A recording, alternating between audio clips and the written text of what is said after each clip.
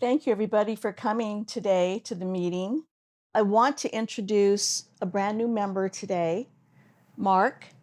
Say hi to the group. Say hi to Mark. Make him feel welcome. I'm Mark. And Mark, for your first time and all the first timers, you really don't have to share if you feel uncomfortable. You can ask questions of the group, but if you'd like to share, then we're here for you. Thank you. It wasn't easy for me to come here today. I've never spoken to anyone other than Yvonne about my experiences. I guess in the back of my mind, in spite of how real all of this has felt to me, I've been hoping that it was all just in my head, not real. Mark, my name is John. And trust me when I tell you that we've all hoped for that. No matter how hard we try to prove it to ourselves that our experiences are delusional, we've never found it. We are all, for lack of a better word, sane. I had a secret most of my life. I didn't tell anyone. I had a childhood friend, and one day I was in a bookstore and I saw their face on a book cover. It was entitled Communion. That book changed my life. I could never have known that I was not alone in this experience if I'd not read that book. I'd never met Mr. Strieber or heard anyone else talk of these things. But there it was in his book. And I knew it was just the same experience that I'd had. How could that be possible if there wasn't something out there? I had the same experience with communion. I suppose all of you did. It's the same story, isn't it? It started out when we were children. We lived our lives with it in secret. Some of us tried to speak out about it. It's never received very well. You can come out of the closet about just about anything right now and you get a pat in the back for it, but come out about this, they want to stone you to death. I'm here because I need to hear your experiences. I'll share mine with you, but suffice to say, I think that you'll find it to be similar, if not identical. Well, Mark, I thank you for sharing your story, and I commend you for opening up to all of us. I know that we can learn something from your story, and we can all grow from what we hear from you. Okay, does anyone like to share your experience at this time with the group? I have something to share. Okay, Rob. It's something I really didn't need Yvonne to put me under hypnosis for, but the hypnosis did help bring out some detail. Nevertheless, it is something that I've always remembered. I was in my early 20s. I was in love with a girl that I met in college, and she moved to UC Davis, which was about an hour away from where I lived in Pacifica. It's a small town down the coast of San Francisco. I used to drive up to see her often, and on one particular night, something happened. It was about 11 p.m. when I left Davis, and I was not tired at all. It was a very short drive. Yet somewhere down that stretch of the 101, near San Francisco and the Bay Bridge, I began to grow tired. And then I heard this voice. It kept telling me that I was tired and that I should pull over and get some sleep. I fought it. I fought hard, but I was losing. So I decided to look for an area to pull over and exit near a dark frontage road.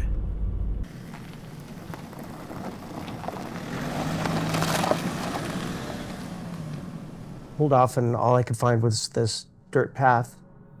I was so tired. I thought to myself, just go to sleep for a few hours and you'll be okay.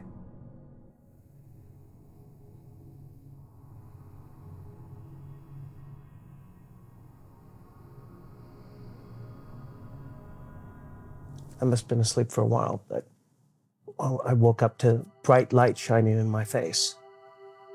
And that's when I saw the men.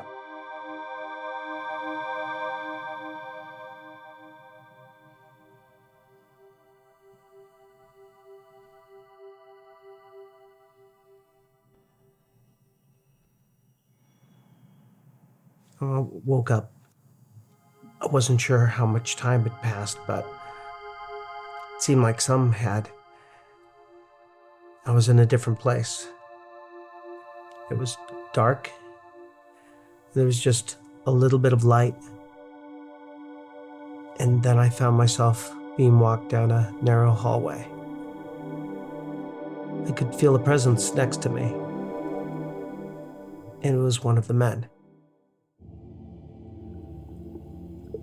And they took me into this room that had tanks all along the wall. I could just make something out inside of the tank. And I could sense that the man standing next to me wanted me to see what was in the tank. I wasn't afraid. And I wasn't sure what it was, but I felt connected to it. It was a fetus. A baby. But it didn't look like us, exactly. I looked around, and I noticed that there were tanks all over the walls. The walls stretched out in every direction. There were hundreds of them. And then I blacked out again. And when I came to, I was in another room. It was round. There was a domed ceiling.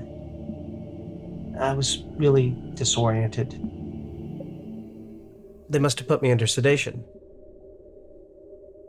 I don't know. Maybe they wanted me to feel like it was all a dream. I don't know. Then I felt a presence again, and I felt someone standing next to me. I head to the right, I looked down, and I saw her. And as I continued to look at her, the room began to go dark. And then suddenly it seemed like we weren't even in a room anymore. And that's when it happened. She waved her hand, and suddenly we were in the middle of what felt like our universe. I don't know if it was real or a hologram, but it felt real. What she showed me was a wonder. What she showed me was the most amazing thing I'd ever seen. I was so overcome with emotion as I was taking it in. I felt lucky and at the same time very, very, very humbled that this was being shown to me. And then I heard her voice inside my head. She was speaking to me. We are all children of the stars.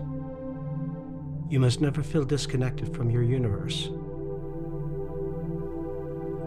Where are all your cares now? Your earth, your wars, your hatred, your misgivings?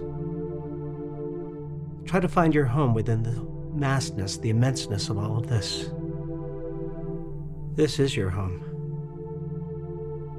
Feel it with your soul, for this is what life is. I tried to take all of it in. I kept staring at the stars. I could never have stared long enough. I didn't ever want it to end. I wanted to take it into my heart and keep it. And like those old cowboy astronauts that went into space and came back changed, so would I. Forever. And I was actually glad.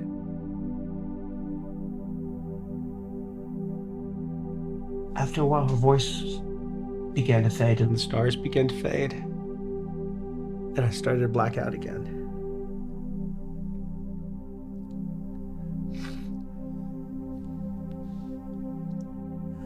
And what happened?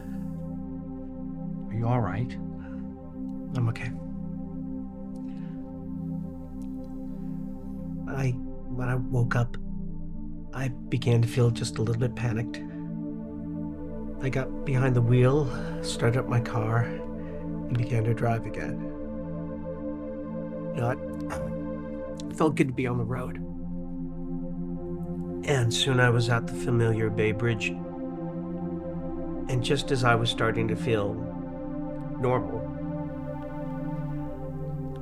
I was crossing the bridge and I noticed this billboard. It was a billboard that I'd seen about 1,000,000 times every time I made that trip. But this billboard had a clock on it. And what I noticed about the clock is that I had left Davis at 11 p.m., but the time on the clock said it was 3 a.m.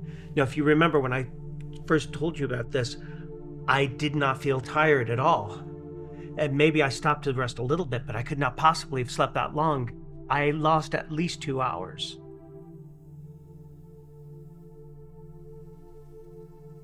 For the longest time, I thought that this was all a dream. But then I met all of you, and I found out that you all had the same dream. And that's when I knew that something was there. I soon found out I wasn't alone with these experiences, not by a long shot. I shared exactly the same experience with these people, and I had never met them or talked to them before.